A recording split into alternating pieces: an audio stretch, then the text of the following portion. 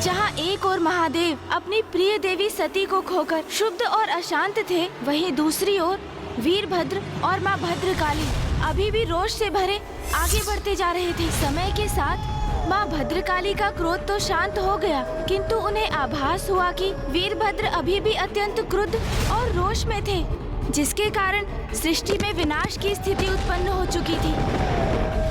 ये क्या? इनका क्रोध तो शांत ही नहीं हो रहा है। और इसी प्रकार आगे बढ़ते बढ़ते वीरभद्र जी और माता भद्रकाली गोदावरी नदी के तट तक पहुंच गए।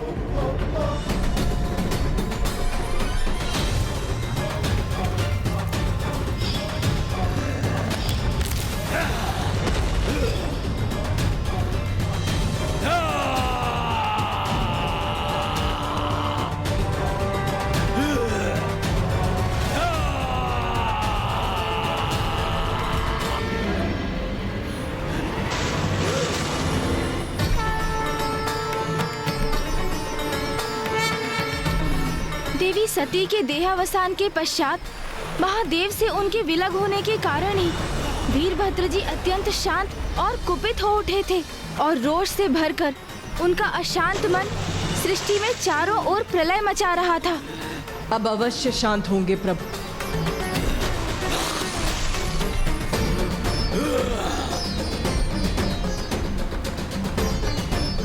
व्यर्थ है ये मेरा प्रयास। रक्त रंजित है मेरा तन, क्रोधित है मेरा मन, और वो ऐसे शांत नहीं होगा।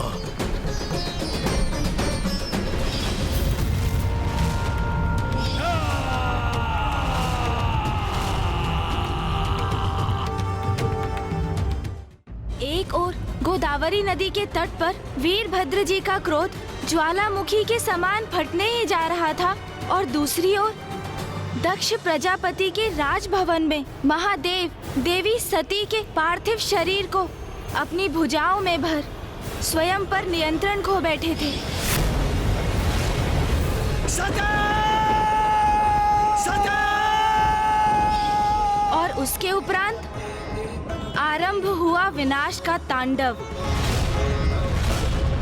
एक और वीरभद्र जी का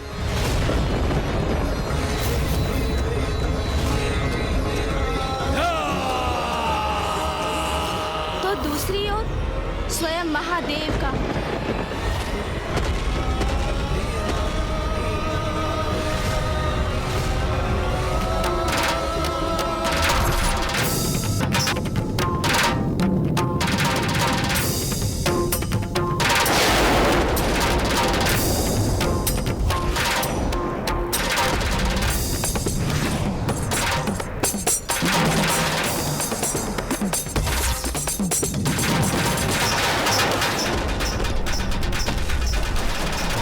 वीरभद्र जी और महादेव के तांडव से सृष्टि में सर्वनाश की स्थिति उत्पन्न हो गई थी, और माता भद्रकाली को ज्ञात था कि वीरभद्र जी का तांडव रोकने के लिए उन्हें ही कुछ करना होगा।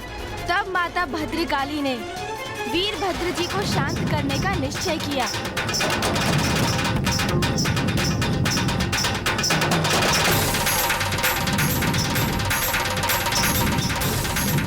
प्रभु के आवेश से उत्पन्न ऊर्जा तो मुझे उन तक पहुंचने भी नहीं दे रही है, और उन्हें तो जैसे मेरे होने का आभास भी नहीं। किंतु मुझे उन्हें शांत करना ही होगा, उन तक पहुंचना ही होगा मुझे।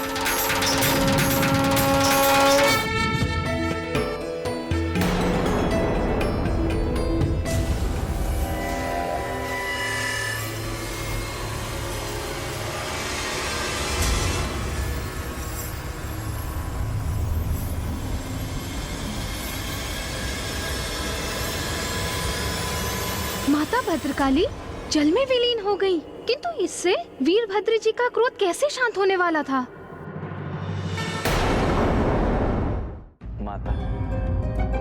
माता भद्रकाली जब पुनः जल से बाहर आई तो वो अपने मूल रूप से भिन्न रूप में थी। अर्थात ब्राह्मण देवता, क्या था उनका रूप?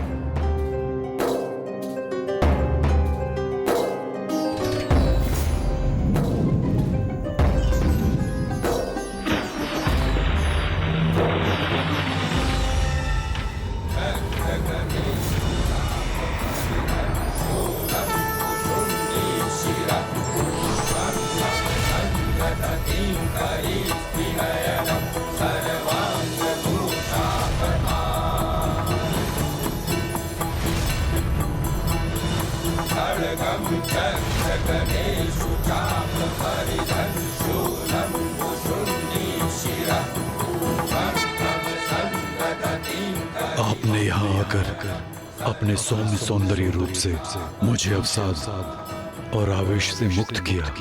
मैं आपका साथ पा सकूं, ये मेरी इच्छा है। कहिए देवी, क्या आप मुझसे विवाह करना स्वीकार करेंगी?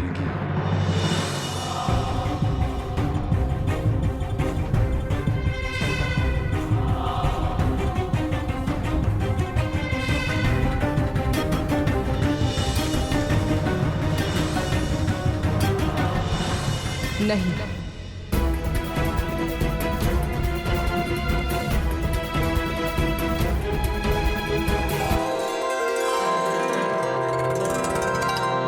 स्वामी, पाणी ग्रहण संस्कार के पूर्व आपको मेरा स्पर्श करने की अनुमति नहीं। अर्थात माता वीरभद्र जी से विवाह के लिए तैयार हो गईं।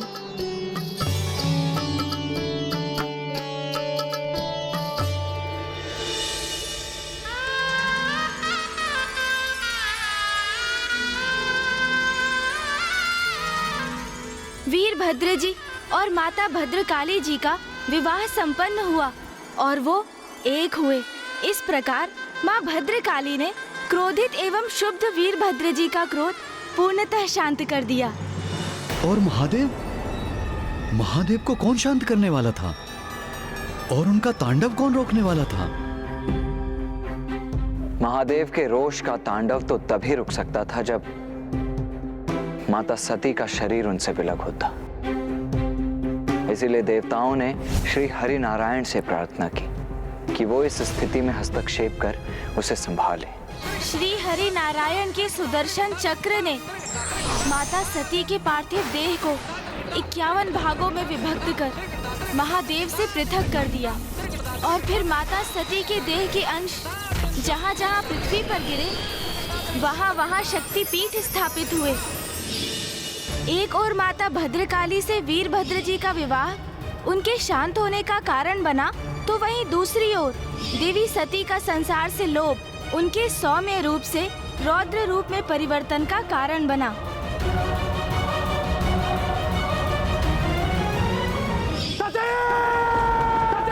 माता सती के देह से विलग हो जाने से भी महादेव सामान्य नहीं थे। वो तो संसार से विरक्त होकर गहन समाधि में प्रवेश कर चुके थे, जो सृष्टि के हित में नहीं था। क्योंकि संसार के हित के लिए महादेव और माता आदि शक्ति का एक साथ रहना तो अनिवार्य है, तभी सृष्टि का संतुलन स्थापित रहता है।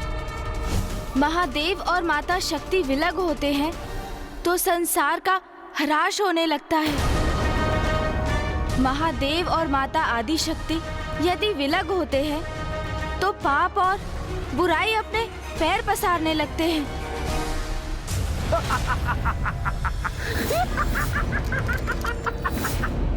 महादेव और माता आदि शक्ति के विलग होने से कभी कुछ भला नहीं हुआ है, ना तब और ना ही कभी और। अनर्थ? महादेव और देवी सती का विलग होना अर्थात महाअनर्थ। आप भी तो उनके विलग होने का एक कारण है राजा देवोदास।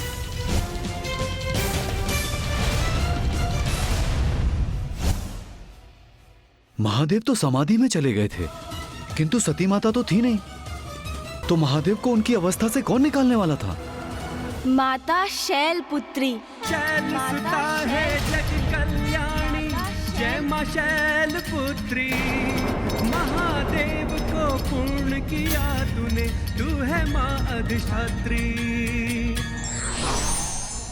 क्रोध और अहंकार पर नियंत्रण आवश्यक है, उसी में स्वयं और लोक का कल्याण निहित है।